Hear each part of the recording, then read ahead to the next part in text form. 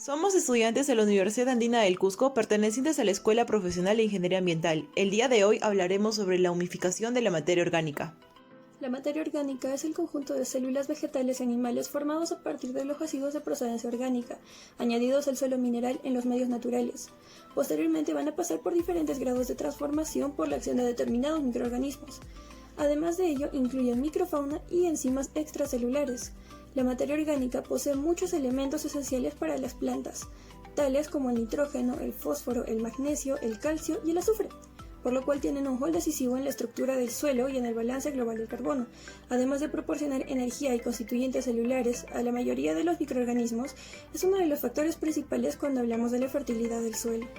La descomposición de la materia orgánica es el resultado de varios procesos que actúan de manera simultánea, como la mineralización y la humidificación microbiana de la lignina, la celulosa y otros componentes, además del lavado hacia horizontes más profundos del suelo, y de componentes solubles cuyo carbono y nitrógeno son progresivamente mineralizados e inmovilizados.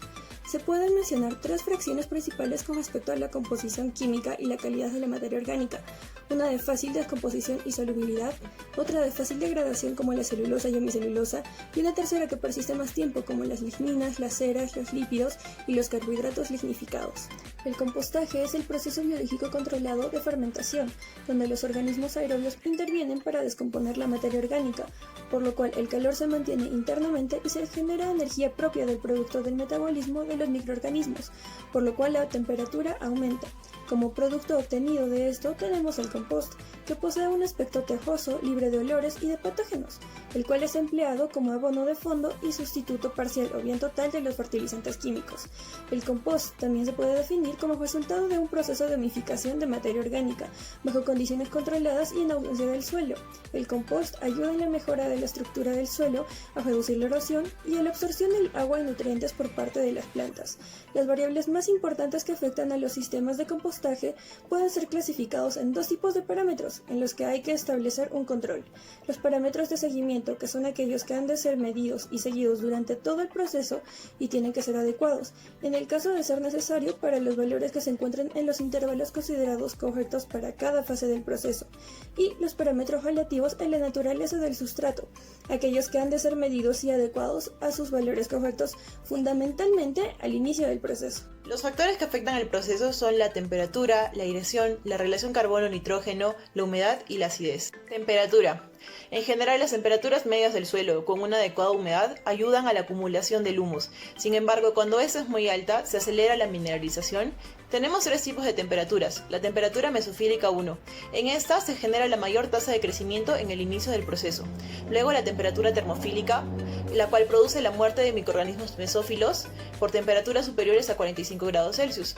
Y aquí se presenta una máxima tasa de degradación en el proceso. Y finalmente la temperatura mesofílica 2. En esta la población de actinomicetos y hongos aumenta y las moléculas complejas son degradadas por enzimas extracelulares por el descenso de la temperatura. En esta fase se presenta la mayor diversidad microbial para que el producto sea un producto rico en condiciones estables. Aireación.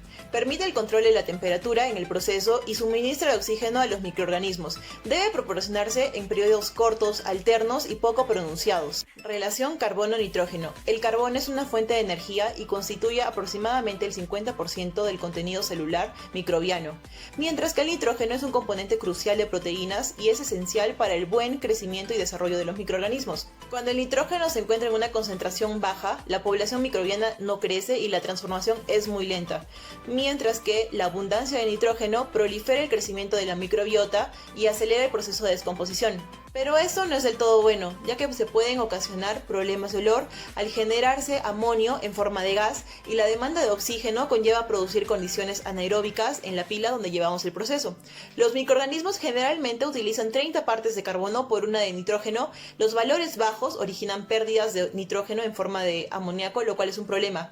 Acidez. Un pH cercano al neutro con suficiente cantidad de alcalinoterros favorece la acumulación del humus y aumenta la presencia de material arcilloso silicatado. Humedad. Uno de los factores más importantes para que exista la presencia de lombrices de tierra en el suelo es esta, ya que permite conservar la cobertura del suelo, se reduce la evaporación y aumenta la materia orgánica en este, lo cual a su vez permite conservar de mejor manera el agua. La alternancia de la humedad tiende a favorecer el enriquecimiento del humus. Humificación de la materia orgánica.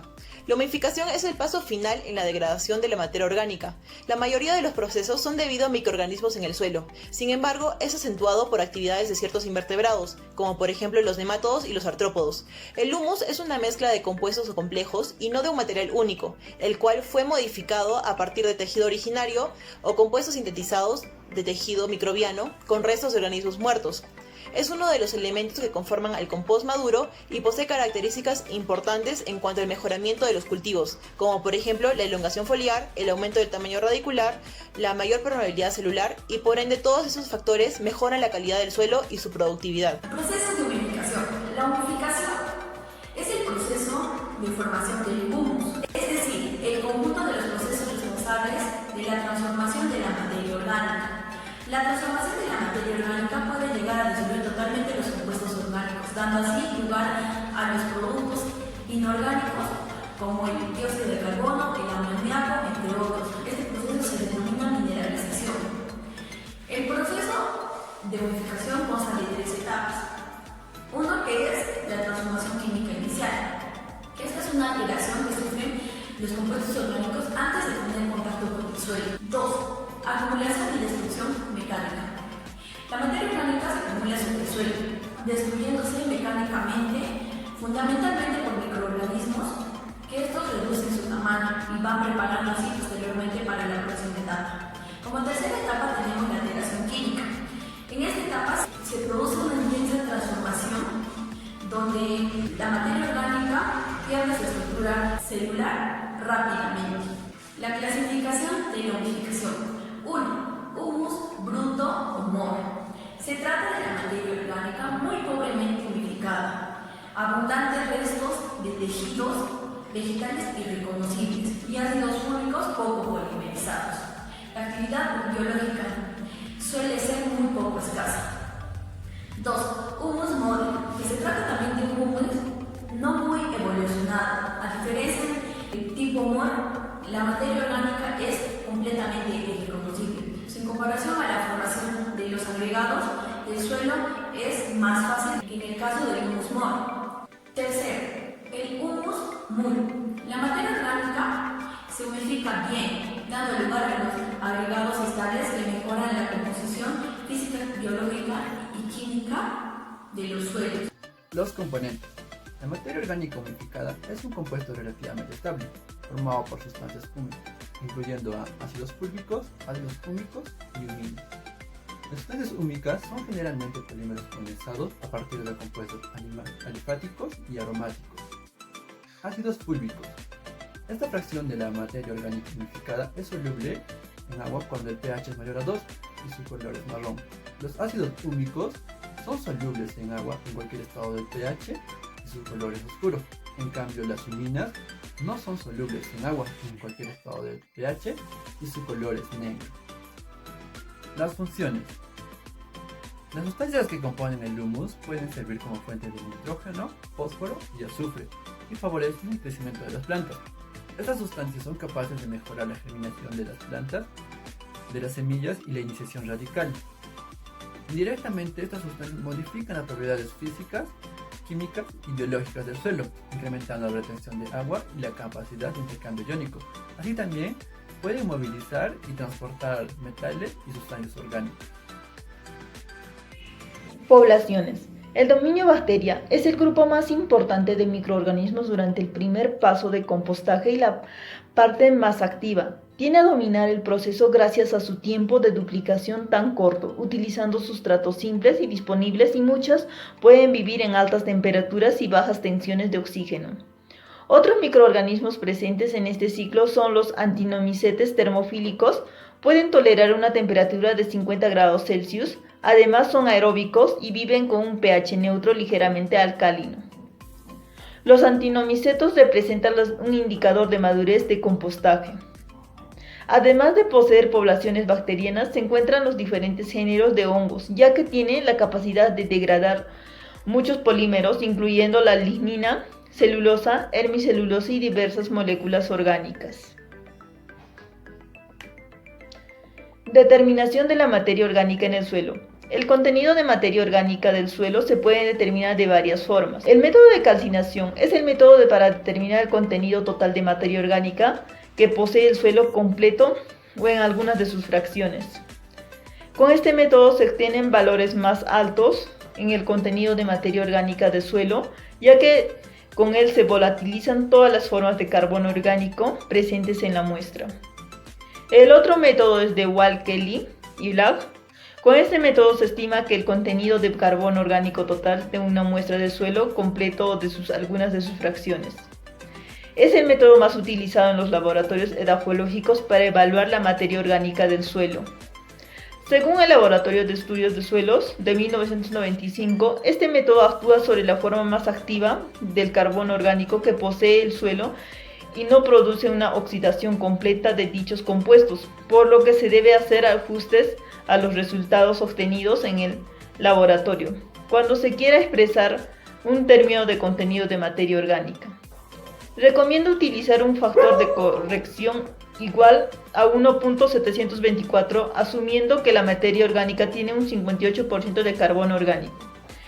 El otro método es por oxidación de peróxido de hidrógeno, agua oxigenada. Este procedimiento es recomendable para eliminar la materia orgánica del suelo que está siendo sometida a análisis textual y que presenta dificultades para dispensar debido a que tiene un alto contenido de ella.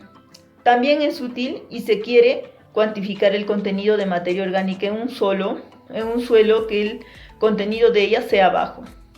A continuación les vamos a dar un procedimiento sobre el método de oxidación por peróxido de hidrógeno. Determinación de materia orgánica del suelo con agua oxigenada. Para este método, los materiales que vamos a usar son 3 placas Petri, agua oxigenada y 3 muestras de suelo. Para la primera muestra que saqué fue del parque, la segunda muestra del cerro y la tercera muestra de acá de mi casa. Y para ello vamos a echarle agua oxigenada a cada muestra. El que tenga mayor burbujeo es el que tiene mayor componente de materia orgánica.